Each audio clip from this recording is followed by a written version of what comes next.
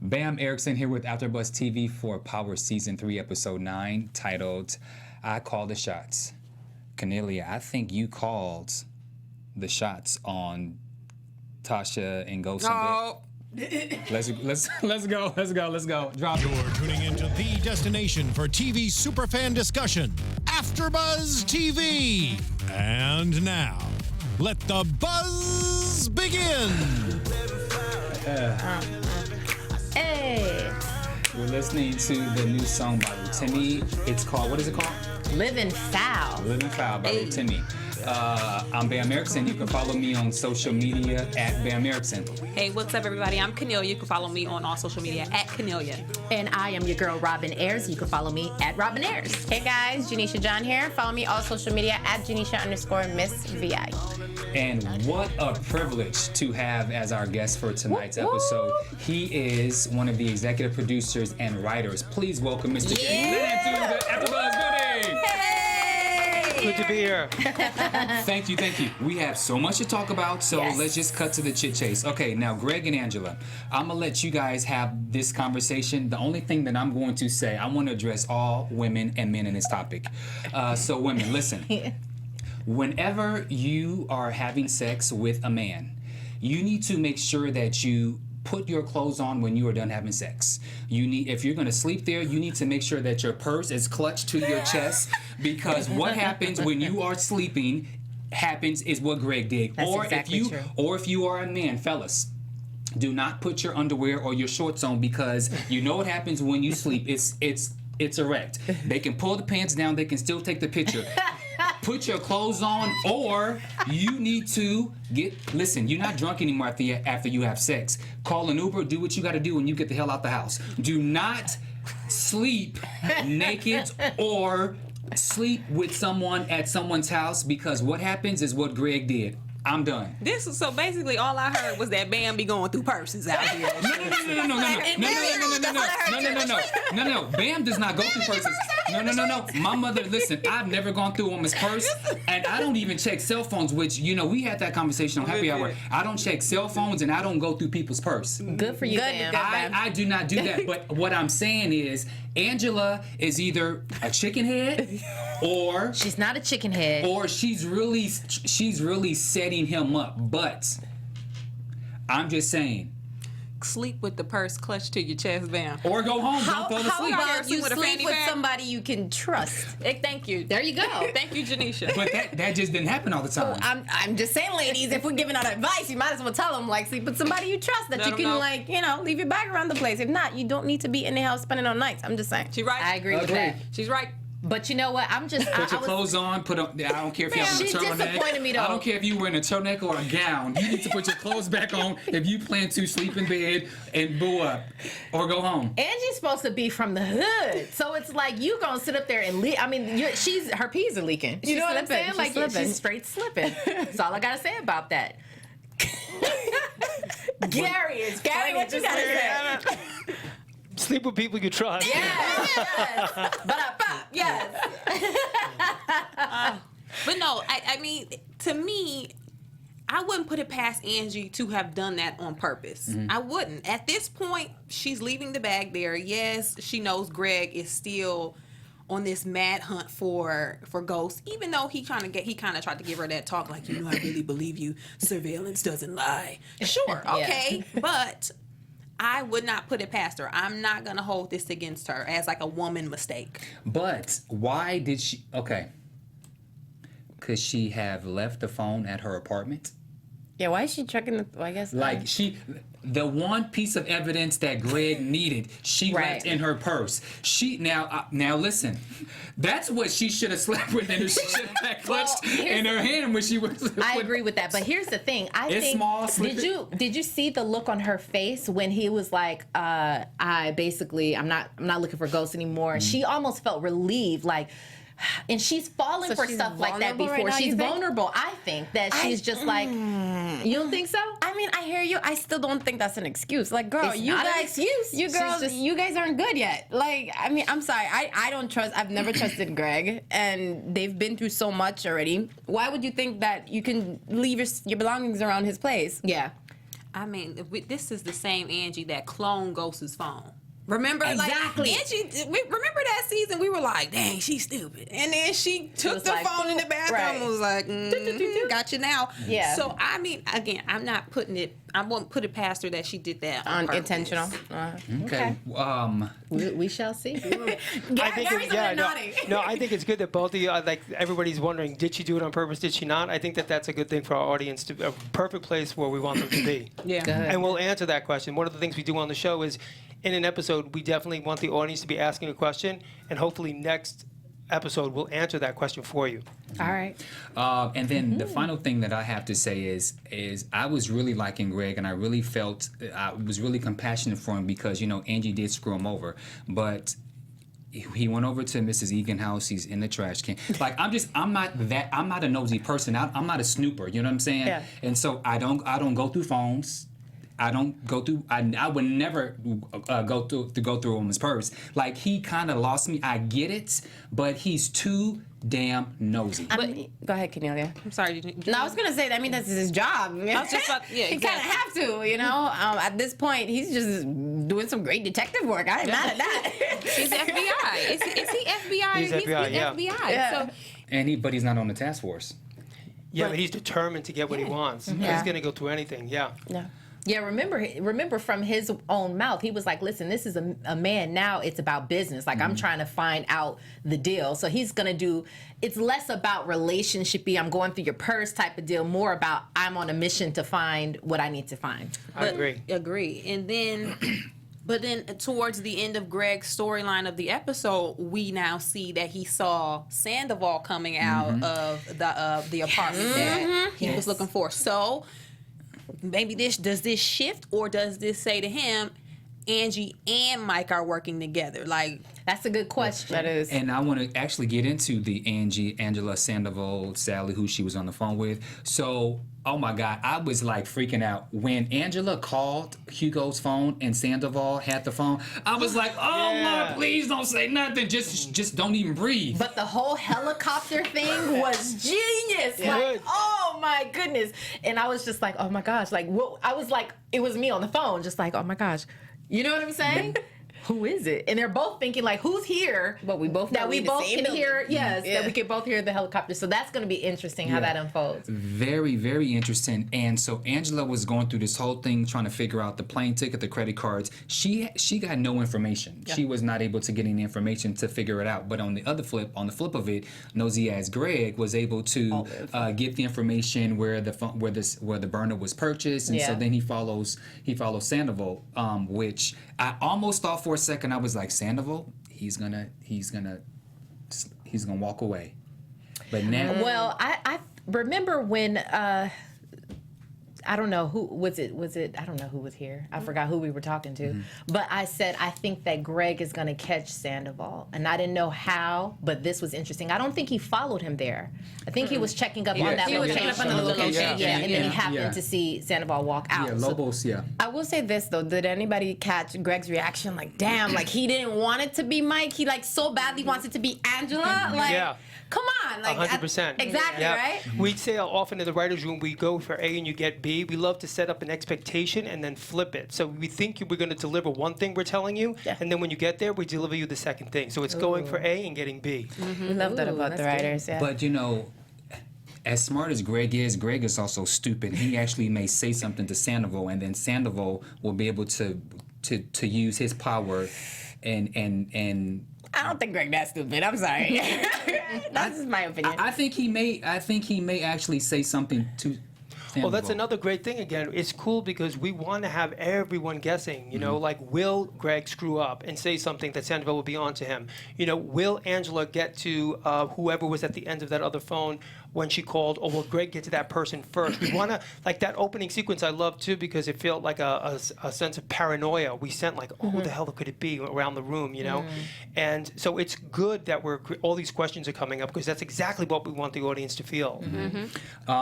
Okay, so anything else? real quick, we're leaving out Cooper. I was getting to that. Yeah, because Cooper is in the middle of all of this, and Cooper is low key still investigating, and he's still giving Mike information like, "Hey, look what I found." Yeah. I think Cooper might be the one who stumbles upon something because we're totally just Xing Cooper out. Oh, I'm not Xing him out at all. Cooper gave the information to Angela. Okay, before I get into that, I need Angela just one time to tell Cooper to mind your damn business. Angela is just walking down the hall, minding her business. Can I go pee? And where you taking off so fast? I have somebody that I work with who's always so nosy, and mind your business.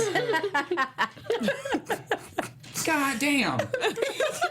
Oh, Cooper pisses me off. He's so nosy. But he's doing the job. Cooper is still at work. But Cooper is working 24/7. He's like, who's in there? He wants to know. yeah, but he reveals the information that they may be off the case for the MJ investigation because it was revealed that the information damn.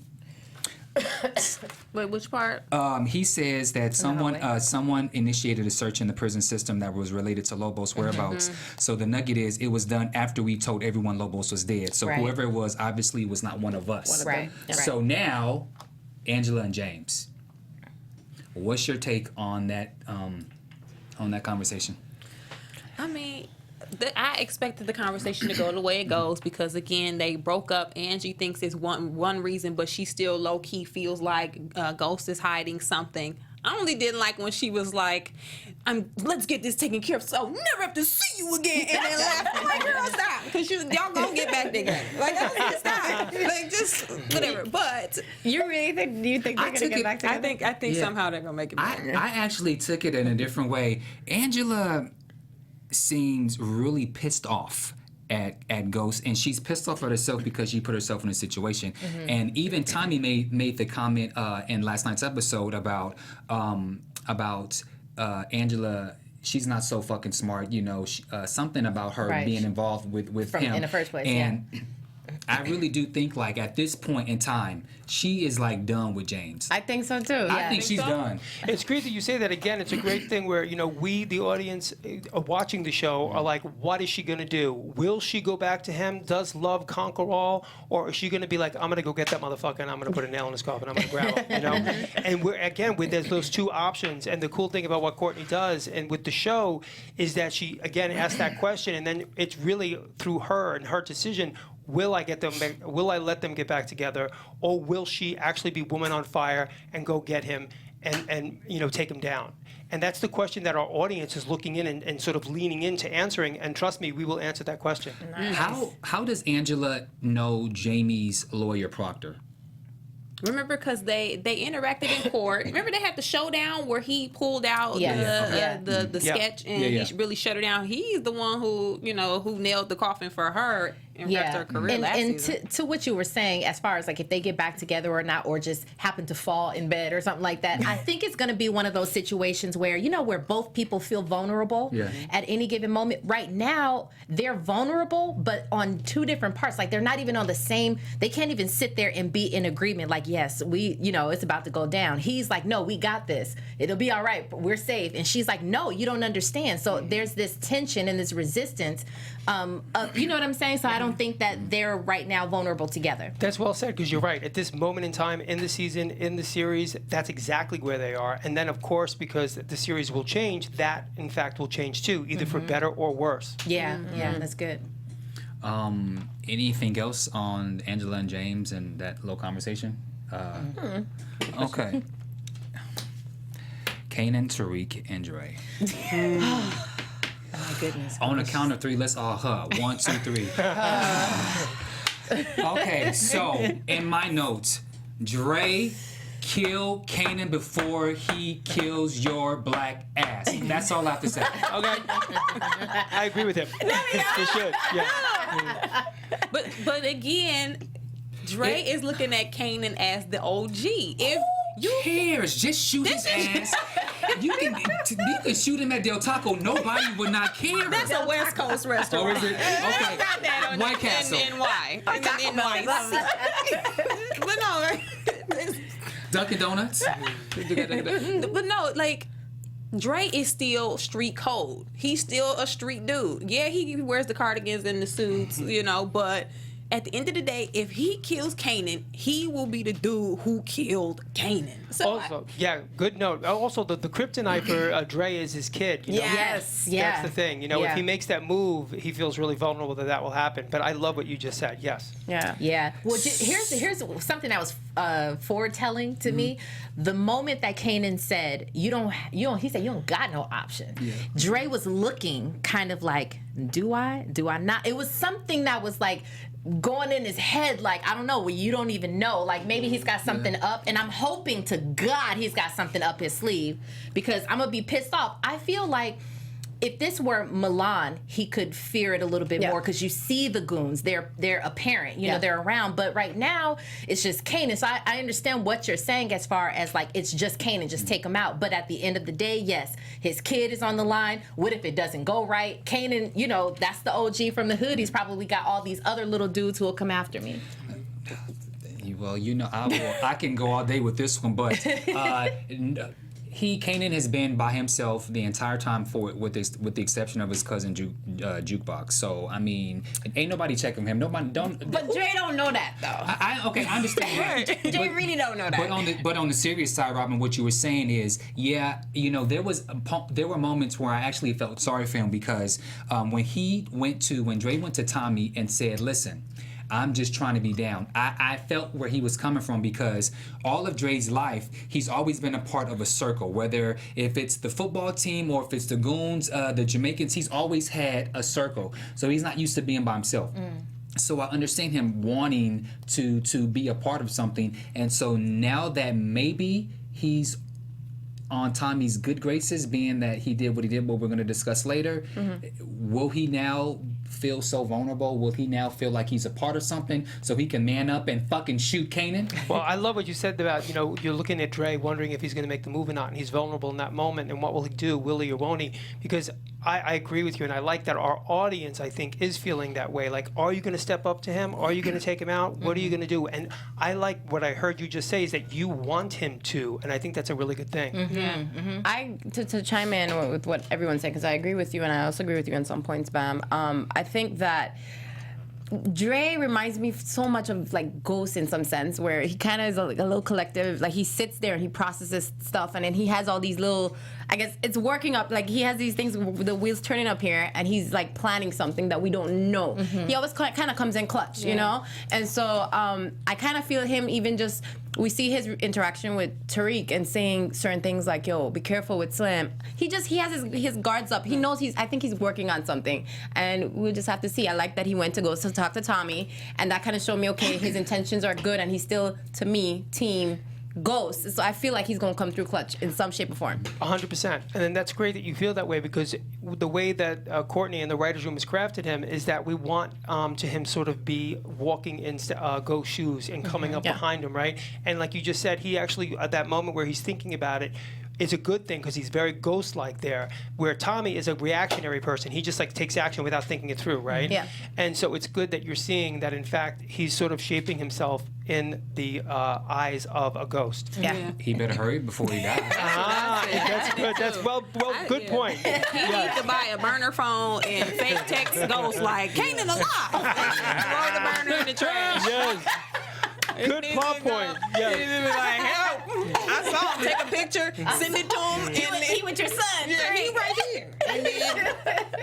And then throw the burner phone away. Oh God, that was good. Speaking of Tariq, boy needs spanking. Does anybody have a belt? Spanking. I mean, just grab the closest belt and whoop his ass. So now he's at the store on Harlem, stealing Jordans. Why, Tariq? That's what you think. Well, Tariq, he's a sheltered kid. You know, this is a perfect example where you need to bring your kid and let them hang around their hood cousins every other weekend. You know, let them hang with them and then take them back home, because Tariq is like, you used to steal, and then Kanan was like, and then he was like, I'ma steal too, and then takes the shoes. Like, I just can't. Tariq gives me anxiety. Yeah. He does, me too. But here's the thing. So Tariq is very upset with his dad, obviously, because he sat there watching the man, right? He is watching the man in career day, talking about how he owns clubs and stuff. So he's got that picture, but he's like, pulls out his phone right then and there, and like, that's in your face. Like, and I'm a text Kanan. Oh my goodness. Like, that to me says something underneath. Like, he's acting out like he's mad at his dad. Yeah, 100%. Again, you know, you feel like for the Tariq character, you feel that he's definitely moving away from Ghost as the father figure and moving towards Kanan as the father figure. Yeah. And the kid is tired of being lied to. And you know, when you're a kid and you're a teenager, you sort of idolize your parents, and when you see them fail, you hate them, or you grow to hate them. And so Tariq is definitely moving in the direction of the streets, of the hood, with Kanan, and we'll see how dark that will get. Yeah. I just wish that Dre or somebody would just whisper to Tariq, be like, yo, that is Sean's pops, you know? So that he could be like, oh, wait, what? What's going on I here? think it's going to come out. Buy the needs burner to. phone and send him a fake text. So you said that's gonna come out? I can't confirm that will come out or not, but that's a really good idea. I think it's a good idea. Yeah, I think it should come out. Because I think But that's a game I changer. gotta say this though.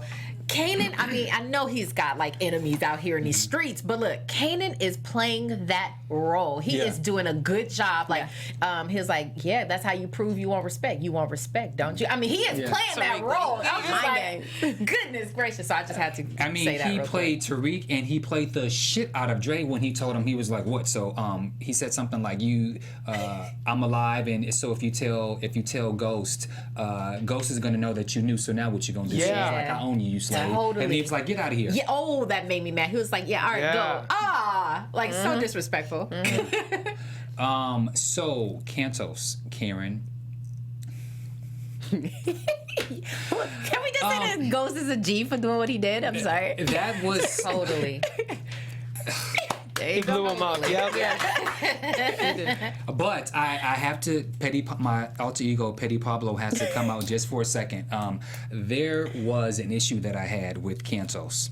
So, Cantos had his only copy of Stern's guest list that he gave to Ghost. James. Right. A club promoter has multiple copies of your moneymaker. Cantos would not have only one copy of a guest list that is your moneymaker. Like, that's just like a PR person not having a list of their clients. Like, that just didn't seem authentic to me, that he would be stupid enough to not have A backup copy. Yeah, I think the way we were thinking about it is that all the rest would have been erased, and he just got the one. Like that, he took care of that. He knew that there were others, and they were got rid of. Okay. And so then they had the one Not electronically. to mention that Ghost dropped him out of nowhere. So he didn't even have. I don't think like it's a situation where everything was kind of locked up. I felt like their relationship seemed to have been growing, and there was a lot more trust maybe in Canto's eyes towards Jamie. So I just kind of feel at that moment he got dropped, he got kicked out, and it was like, oh, I'm caught right. off That's a good guard point. and kind of kicked out of my butt. So it's like, that's where I think it came from. But I agree. Go ahead, Robin. do you think that moment was really about the guest list? I hear you. But I'm saying, do you think it's really about the guest list, though? It looked to me like he was flexing. Kind of like, I came in here to really show you I landed on my feet, baby boy. Like, I'm working with these people over here now. You know what I mean? I one up Robin, you you got now. it, yeah. Exactly. You make a good point. Also, when Cantos flexed and said, basically, I know all your shit. When Ghost went to the club and did what he did and took them little Pop-Tarts down, he said to Cantos, he says, it's a good thing you weren't. It's a good thing that you weren't here because all your secrets. What's his secrets? Oh yeah, you'll get to hear them, but I can't tell you. Yeah, but That's Robin, something what you like just he said, was like running prostitutes. or that was something? back in the day. Yeah, that's part of his stuff. Yeah. I was hoping you can give us a little bit more. No, I can't give you that. But Robin, what you said is great. Is that Ghost obviously was flexing and he orchestrated orchestrated that Cantos wouldn't be there, so that again he would put Cantos in his pocket, and Cantos owing something to him, letting him know that I got shit on you, Yeah. and if you dial me out, I'm taking you down. Yeah. I do actually like the way Cantos came back, because at first I thought, I don't really know, if he's gone, he don't need to come back. Yeah. But that was a great way to bring him back in. yeah. So now he can just kind of pop in periodically, because they'll probably need him again at some point. Yeah. Yeah. I liked how that their interaction when Kanto spoke to Ghost didn't flinch. He was just kind of like, okay, I got you. You know, I really like the interaction. It Yeah. just it was dope. So. Then any thoughts on with Karen and the black tie? I obviously knew that the black tie would obviously lead to next week's season finale. I just thought that was a great transition to Ghost to say, oh, what a pity, what a shame. And he rubs it, and Karen's all distraught or whatever, because what she thought was gold now is burned. Yeah, I think something is gonna come up with these nightclubs too. Because if you remember, every time Ghost says something is okay and he names the item that's in the pocket, something goes wrong. Like he said when he was sitting down with Tasha, he said something like, she was like, well, you got everything you want. He was like, yeah, in a little while we'll have nothing but legit money, international clubs, big balling. And so like when he was saying it, I was like, whoop, the club's gone. Because every time he says something like that, or every time he gets comfortable with his situation, it blows up in his face. And let's not remember season one. Let us not forget in season one, the big showdown in the club during season one, Holly got shot. Yeah. So there's another big showdown next week for the finale. So it's bound to happen that somebody's gonna die again. I gotta tell you, the finale is great. So it's really a great ending of the third season. And we always sort of build to these finales that have great set pieces, and then some stuff goes down in it. So you're not going to be disappointed. It's a good one. We deliver. Okay, so I'm gonna move quickly. So okay. Is Keisha dead? Why did I just like get the reaction? When I say that, you're not the same thing, but it's always, I can read people very well. Yeah. How come Tasha didn't go to the Bronx and just knock on the door and see where she at?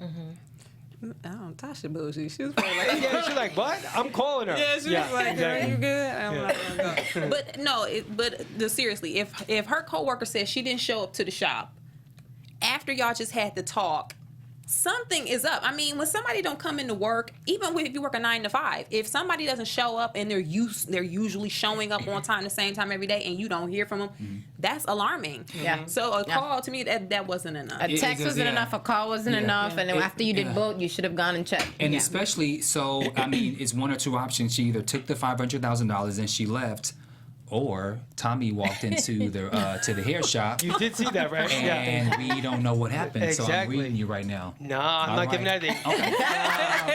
Courtney will kill me. Right. No. Stone face, Karen, stone face. Don't tell us. Okay, now I have to drag Tasha. Okay, so Tasha fucked up. With what? She fucked up royally. So Ghost comes over to the house. They have a moment, and he lays all this information out, and she He says, literally lays all he lays of it everything out. out, and she goes, "You were right. You were right." So then we'll talk about the makeup sex. We'll talk about that in a second. But after all of that, he goes and gives information about Milan, and then she goes and calls Tommy, and then tells him, "You are the reason that now the shit is about to the fan. If you would have kept your mouth closed and trusted him, the man who has always okay, let's look at it in this perspective. Ghost has always taken care of you and your kids. He's smart, he's strategic, he's always had a plan, and he's never done anything to harm you. So now all of a sudden, you and your feelings about Milan wanted you dead way before you even knew it, okay? And so for you to now get into your feelings, and then you're gonna call Tommy, the man who's had your back all of this time, now you're just gonna call. No. I'm going to drag. I'm gonna drag her by her brown wig, and I'm gonna just. Okay, now I'm all off of the that, floor. you made some valid points. However, Ghost has always protected the family, but nobody has ever infiltrated the house. Ooh, Milan thank came you. in the house and Good point. threatened the kids. And her. Ooh, I just got ready. She got the Good point. auntie I got voice. the auntie voice now. Listen, it's the truth. I'm like, it's the truth. No, but Tasha has never been in this situation before. She's seen Ghost handle everything. Ghost pull her outside with fear in his eyes and Yes, said, yes. this isn't like Kanan. She asked him, is he scary like Kanan? He said he's worse. He eats people. He eats people. So this isn't just a regular situation.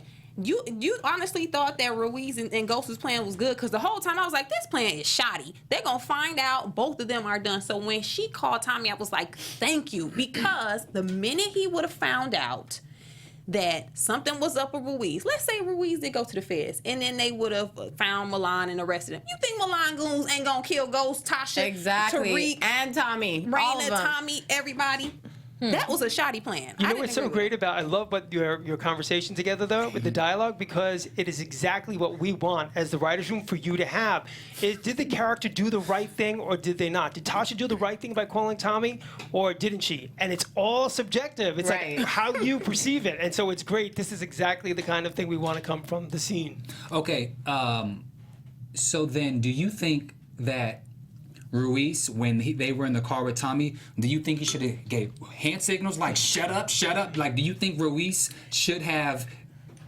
Ruiz dropped the ball a couple of times in this episode. Number one, when he came out of the bathroom and he didn't wash his hands and he started going like this to his teeth, he dropped the ball. I was like, come on, Ruiz.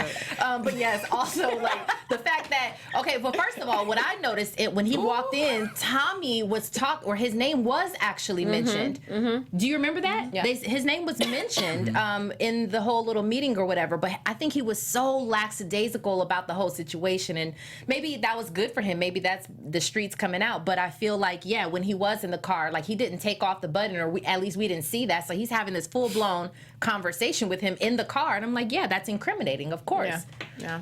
So yeah, I think he. I mean, dropped the ball. he did warn him, and he did say something like, "Hey, it's been a long night." Right. But I just felt like, It wasn't enough. homie, you're getting ready to die. You better. But he couldn't say to Tommy, I'm wearing a bug, because Tommy does, because so at least say, I'm wearing a bug. Tommy don't know if he's trying to take Tommy down. Tommy doesn't know if he's trying to take Milana. You know what I mean? Tommy would have killed him anyway. Yeah, he would have died, okay. and he couldn't have said he was wearing a wire. I mean, Yeah. I wouldn't have said that. My thing is though, I'm not, familiar with that kind of technology. Is it something that he could have taken off and that was already pre-recorded? You know what I mean? Like, I would have just never gotten in the car, like what you said with the thing. Yeah, or I mean, technically, he was supposed to have it on before he got into the meeting. He could have actually taken it off. That's what I feel and like. threw it out the window Something. or something. Yeah, we didn't weigh in on that, but that's interesting. Yeah, I don't know. What's your No, go ahead. you're going back? What's your thoughts on the makeup sex between Tasha and Ghost? I mean, we called that in episode. We two. did. Yeah, you ladies Yeah. called it. You know, it's interesting to see Tasha have this sort of flip, because all of us, I mean, she was so strong, and everybody was commenting on how strong Tasha was in the beginning, and she just seemed like she had it all together. But this episode, probably for the past couple of ones, we're now able to see how she's like really looking at him again as like her husband, and, that whole like protective, guy who she married. But with everything going on, and when he came to the house and laid everything out on the table, I think she's just like, She she's needs tired. a hug. She's lonely. She's tired. She's Like, vulnerable, lonely, all of that. all of stuff. it. Yeah. I think Ghost earned it with Tasha. I mean, they have such history together. Their family is the father of her children. He has showed up for her in so many different ways, as you pointed out earlier. And they're both vulnerable, and both of them are beautiful. So why not smash? I agree, and it's good point. Yeah. It is the father of her kids. It's still technically her husband. Yeah. So, whatever. But I will say this, going back to what we mentioned earlier about Tasha calling Tommy, I do think that for this entire season, so we've seen Tasha basically focus on making sure that the kids were good and that they had some, they had something saved away. They were good, regardless of what goes down with this Ghost situation, because Ghost has not been Ghost. Ghost has been Jamie, Ghost 1 second. He's been all over the place. Yeah. So I feel like, yeah, technically she was, I would have hoped that she wouldn't have called Tommy, be just having sex with Ghost. And it was such an intense sex scene. But I feel like we see her go back to that character of making sure her and her kids are good, because at this point Milan threatened them and she has to make sure that they're good. So I was kind of happy to see her play both sides. Good. Yeah. Where's Mama? She's coming in in the finale, isn't she? Again, cannot confirm. What did you guys get from the look that Tasha had while she was laying there with Ghost right after? She had this very interesting thing going on with her eyes, and what Before did you he take told her from the that? info, or after? Before. This is right after. He was smiling and she was there like, She was doing this whole like, I didn't know what did to I get just from do? that. Yeah. What do we want? I think that we got sort of the fantasy of what they used to be. You know, like after they had sex, this is the idea that, wow, we did have a lot together. We do share a lot together. They certainly have a lot of chemistry together.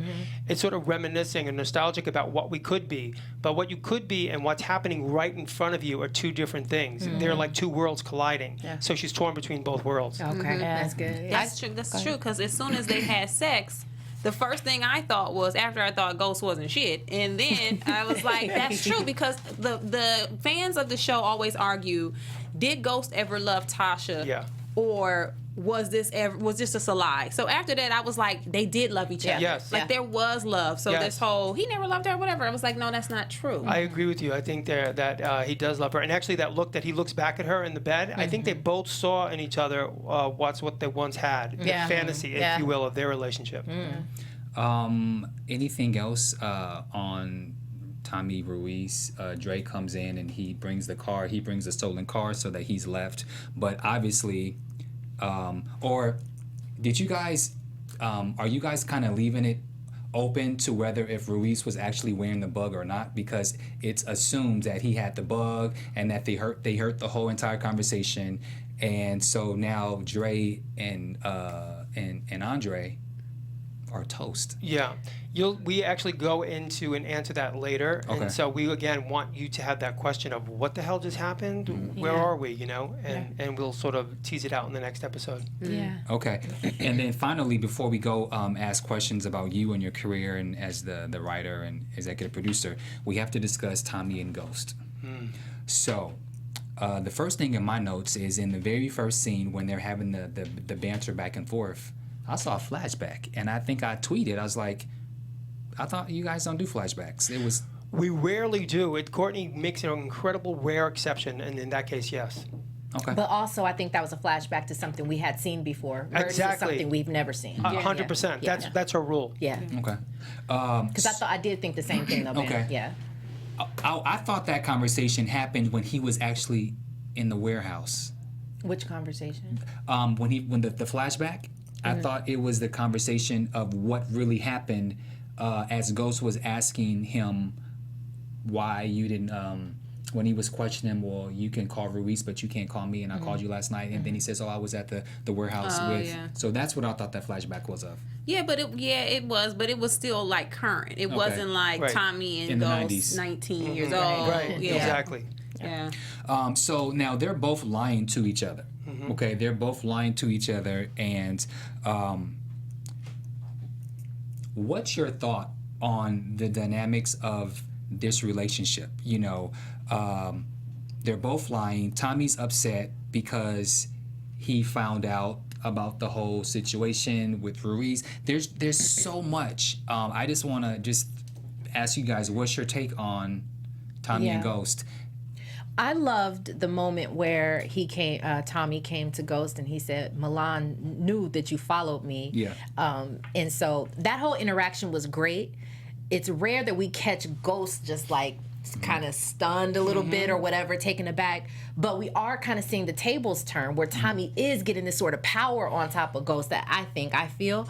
But what I love too is that usually for Ghost, you know, hence his name, he usually has a stone face where you can kind of not read what he's saying. And then Tommy, on the other hand, he's looking like, I know you're lying. Like, you know what I mean? It's just kind of this thing that I'm reading in his face, but I think it's so interesting. Yeah. No, to me, it's just sad, man. You know, it's sad that it has gotten to this point where not only the tables have turned, like Robin said, but they're starting to become this this disdain for Ghost and for what he's doing, and it's just like disrespectful, because if I'm telling you that this man said he would harm me, your family, Right. you, everybody you love, and you still at it and keep me out of the loop, like, what else do I have to tell you? At that point, it's starting to me, and Tommy will question, were you even my friend or not? And then when he said to him, I chose you over Holly, you better choose Yeah. me, I was like, oh Lord. Yeah. Okay, and I normally drag Ghost, but I'm actually going to defend him. I think it's better to keep whatever his plan is to himself, because Tommy, is working on the other side, but obviously he's doing it for his own reasons. I think that they should keep whatever ideas and plans that they have. They need to keep them separate until the very, very last minute, and then do what they have to do to kill him. But I think they should keep it separate. I'll tell you, I agree with you in the sense of both of you actually. Is that the thing I like most about their relationship and where it's going in this season is that these are two guys who grew up together, brothers, right? And we've really put them through so many different things. And you're right, at this moment in time, can they trust each other? So both men are right in the scene. Both men are right for lying, if you will, because both men think that they know what's best for the other.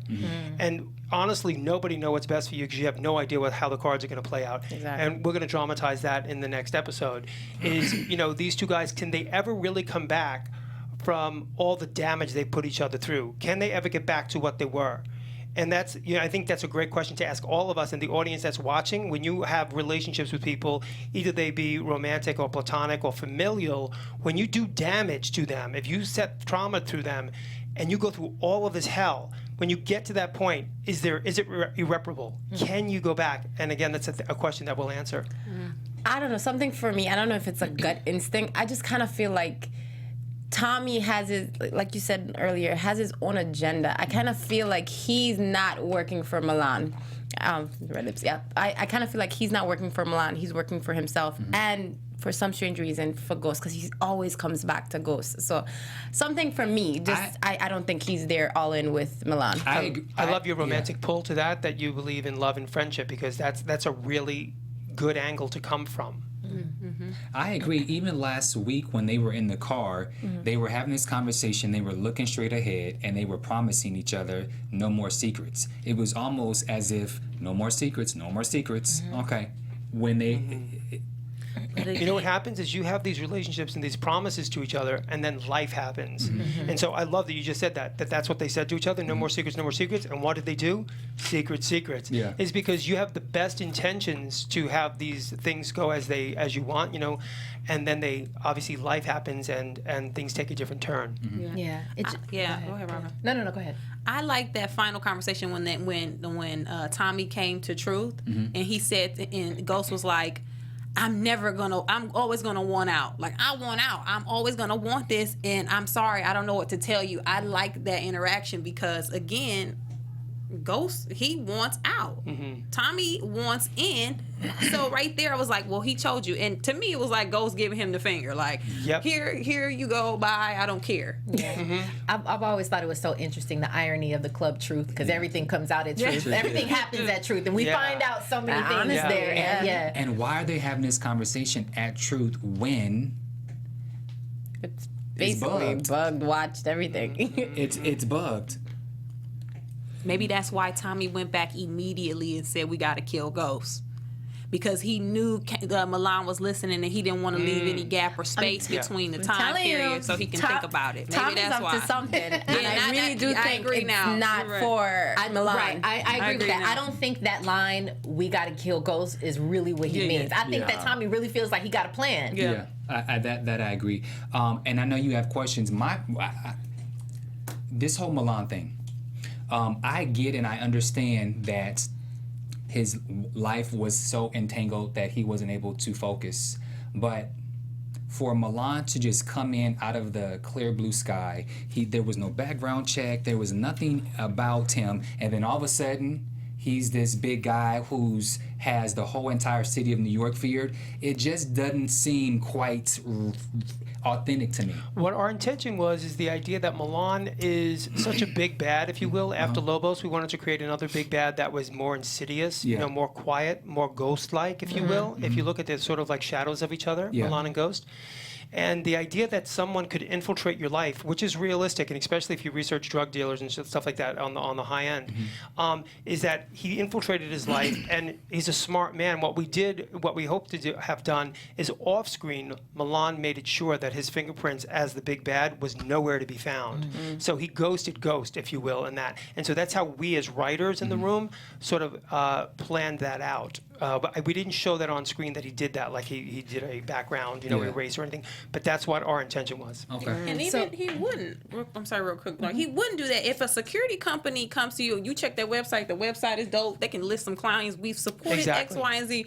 You're not gonna double back and check into Yeah. them again because they're the security company. I would think so because Ghost, he's not just a drug dealer. Like, he has the potential to actually be Lobos had he not wanted out. So he's just, I feel this is like James. But also, the thing you're saying about that is that Ghost or James St. Patrick both actually off screen did look into those security things, and they just always checked out. And if, like, I don't know, if, like, there's mail fraud where Yeah. these websites that you're talking about, that there are websites that say there's something and they're just super clean, they look real. So I'm sure that the character off screen did go and double check it, and it all ran clear, or he would never hired him. And we see that Milan is sharp. Like, Yeah. this dude is Yeah. like, he dots his I's and crosses his T's. So it's kind of hard to kind of have him slip up on something like that. So I really want to know what the process is like in the writer's room. Yes. So when you guys come together, you just hashing out all these ideas. The other thing is, like, do you literally have to be the character, or like, do you say, okay, you take Tommy and Ghost this episode, I take Angela? How does that work? Yeah, no, we're all involved in all of the characters together.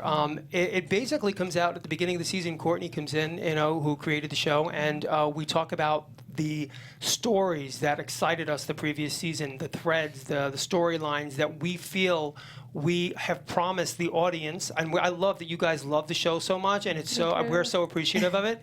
But we, as storytellers, get excited about the threads or the seeds that we planted the season before, and what we promised you as an audience. How is this relationship going to prosper? How do we want it to prosper as storytellers? How are we going to flip it? A big term in the room that we like is to make sure that we're tell stories that are surprising yet inevitable. So we want to set something up again that where we create an expectation, like this is a relationship. Lakeisha is a great example. What will happen? We saw Tommy go forward. Did she cut out with the cash? Did he take her out? What's going on? That's a storyline that obviously we'll have to fulfill our promise to the audience next season. next season. I'm not trying to wait. No, there's some okay. stuff that happens next episode, but it's a storyline that we're going to move forward. We have to decide as storytellers in the room when we gather, what stories do we feel we need to service the next season, and where do we want them to go? And Courtney, as the creator, is very open to hearing what all of our opinions are, and then as sort of a sieve, she just basically, the ones that really resonate with her will catch, and she'll go, yeah, that's the one, let's do that. quick question. Yeah. You just mentioned giving the audience what they want. Yeah. I know Power fans are serious. They're always online. They're always voicing how they feel. They do it on our after show too. So, do you guys take into consideration what they're saying when creating these storylines?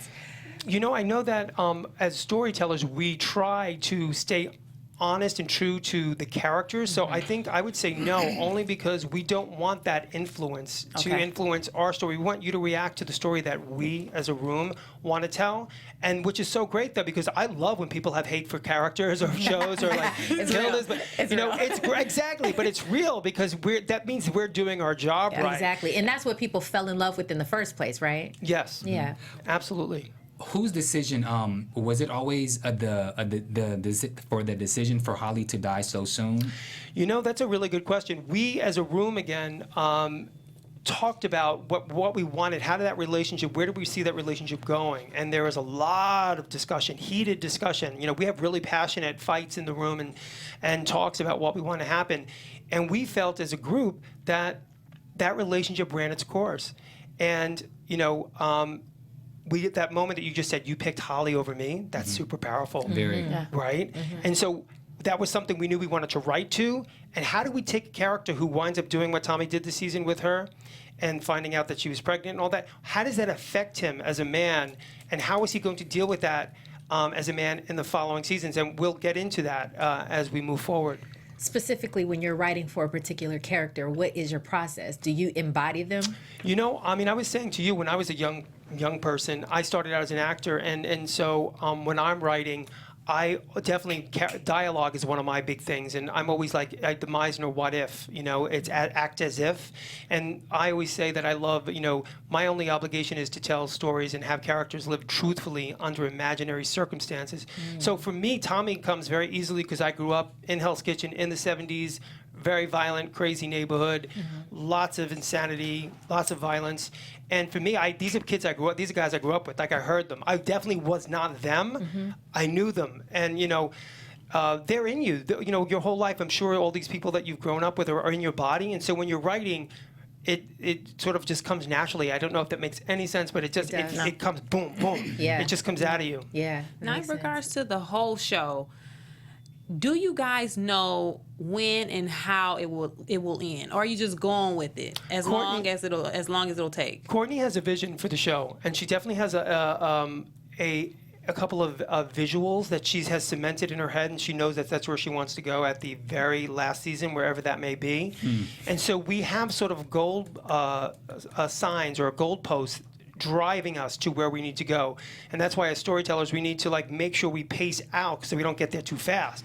Because if we know in Courtney's head that this is exactly how the series is going to end, then we need to pace it out and make sure we get to here and then go, oh, we have a couple of more we need to get here, and then that's where we end it. And we have talked a lot about what that would be in the end. So I'd say she knows in her head, yes. And then at your how often at your table reads are you guys rewriting stuff like that doesn't go? It's really fun. Yeah, Courtney's really open to that. That's really great. When we have our table reads, we definitely give the script to the actors. They read, and some actors will say all of a sudden start saying lines, and you just as you're listening to it, you can hear it. If you have a good ear for dialogue, you'll catch it, and you'll be like, "That's better than my line." You know what I mean? And then you incorporate it. Okay. Occasionally, yeah, that's what we do. We listen to and we'll hear lots of them. But again, as a storyteller, you have to pick and choose. This makes sense to me. This doesn't make sense to me. I prefer this. That kind of thing. To chime off of what we were just talking about, how involved? Because I think some of the actors that have come through the studios have mentioned before that you guys sometimes include them in I guess building the character. How involved are they in the process? Yeah, in the beginning of the season, our actors come into the writers' room and talk to us, and we always ask them questions. What haven't you done that you'd like to do? What are some of the things that you're really interested in? And if they resonate with us, that it's truthful to the character, we'll incorporate them. But if we're like, this guy, does juggling, I'm sorry, but Tommy doesn't juggle. Do you know what I mean? Yeah. So you have to be judicious. Nice. And then the final thing is, so now you came on board for just this season, correct? No, I Or came in season two? second season, yeah. Okay, and so you have a very extensive background. I just want to mention some of the things that you've been involved with. You were involved with the Orange is the New Black. Yep. Nice. As well as the Shield. Yeah, I love that where show. you were the supervising producer and you were one of the writers. Yeah. So how did this bond between you and Courtney come about? I know we're rapping, but how did that come about? I directed a little movie called 45 with Mila Jovovich and Stephen Dorff and Aisha Tyler, and that little independent film is very violent, raw, sort of gritty, and that got me my job on The Shield. And the creator of The Shield saw it and gave me a job on that show. And then Orange, I had written another pilot, and Genji read it, and I got hired to do that show. And then with Courtney, she read a pilot that I wrote. And really liked it, and we met. And this is another great thing about our business as storytellers as well, is that you walk into a room and you just sit at a table and you just get along with somebody, and there's immediate chemistry. And that was my experience with Courtney. As soon as I sit down at the table, it just felt right, and I felt like I knew these characters in the show, and we immediately we bonded, and we have a great relationship. We have a really good working relationship. Very nice. And also, you have you wrote for this new pilot for Robert Downey Jr. Yes. And it's called. It's Untitled. It's Gary Untitled. Leonard, yeah. And it has something to do with rehab, right? Yes. Okay. And then you also wrote on something called Changes. Change is a play that I wrote that has currently been optioned by Sidney Kimmel and Bill Horberg. Okay. And I'm adapting the play for them as a film. Nice. Yeah, I'm a playwright originally. That's what I Yeah. came to. Yeah. I just wanted to, because earlier we were talking about your background. I just love that you are able to tell these stories, and a lot of it comes, I feel, genuinely from the heart. And I think Power is a perfect show for you. Thank you so much. I felt the same way. That's why I'm so glad. I feel like I'm a big believer in that we all find our tribe, and I feel like I found my tribe. Awesome. With the show. How cool is that? I mean, just because we all, especially Bam and I, having done this show since season 1, kind of look at the growth of it like, wow. I mean, and I do think that it's going to be historical, and it already is. There you go. know? Thank you. Yeah, I feel like we have a lot of good stories to tell. So I'm looking forward to even next season. We are too. We are too, and so we're gonna go quickly into prediction. But does anybody die? Oh yes. Yeah, would it be Power if they didn't? Exactly. Yeah. Is there anything you can tell us before we give some prediction? No. Absolutely not. No. Right. Bam always tries it, but I have to. So I guess I'll go. I do think that Tariq's going to find out that, Kanan is Sean's daddy. And I do think that Dre's going to come through clutch in some shape or form. And, I mentioned it earlier. Tommy's going to come through. He's not working for Milan. Good. I have a lot of predictions, but I won't go through all of them. The one that I will say is somehow the recording, I don't think the button came off. I think that maybe somehow that is going to be brought up, and maybe that Tommy and possibly Dre is going to get tied in somehow, and they're going to Go to jail. Yeah, that was jail. my prediction as well, going along with Robin's. That is going to come back. That whole Ruiz thing, Dre's involved, Tommy's involved. I think all of that is going to circle back. When, I don't know, but I think we'll see it soon. Yeah. well, I don't believe that Milan can't die next week. It's going to take some time to kill him. So that means there has to be something else. And with the whole black tie event happening, someone's going to die at the club. And so I am going to predict. TikTok. It's not. Hold on. Yeah. It has to be Dre because Sandoval is not. Dre is not going. I'm not killing Dre. Everybody in the task force is going to make it Dre out. is not dead. He might get shot. I don't But think there has to be a series regular Stabbed in the there has to leg be or a something. series regular that goes, and All I can say to that is keep talking because you'll see next week. Yeah. somebody has to die, and I'm not opposed to killing Tariq either. I mean, he He a thug now. He's a Tariq thug. is a hood rat. he's still Jordan. He's Jordan. Yeah, He's but- slim sidekick. but somebody has to go. What if Kanan dies? No, 50 is not killing himself off a hot show. Okay, fair enough. But let everyone know where you can be found on social media. Gary Lennon, Gary underscore, I don't even know to be honest with you. It's like Gary underscore P Lennon or something like that. On Twitter, it's Gary P. There you go. There you go. That's me. There you go. You guys can find me on all social media at Janisha_Miss VI. And I am at Robin Ayers on all social media platforms. And what's up to you YouTubers and Twitter followers? Yes. You can find me on all social media at Canelia. And you can find me on all social media at Bam Erickson. And again, we want to thank our special guest, who is the executive producer and writer of what I think, or what we all think is the best show on TV. Yes. Awesome. And Gary, we want some of that swag. Get your swag, yeah. on Stars.com. Yes, exactly. I want that jacket on a size medium. There you go. So next week, you guys, make sure that you tune in for this finale because it is going to be one hell of a finale. We may have a very special guest, so you guys make sure that you keep it locked. And man, We'll see y'all next time. Bye. From executive producers Maria Menounos, Kevin Undergaro, Phil Svitek, and the entire AfterBuzz TV staff, we would like to thank you for listening to the AfterBuzz TV network. To watch or listen to other after shows and post comments or questions, be sure to visit AfterBuzzTV.com. I'm Sir Richard Wentworth, and this has been a presentation of AfterBuzz TV. Buzz you later. The views expressed herein are those of the hosts only and do not necessarily reflect the views of AfterBuzz TV or its owners or principals.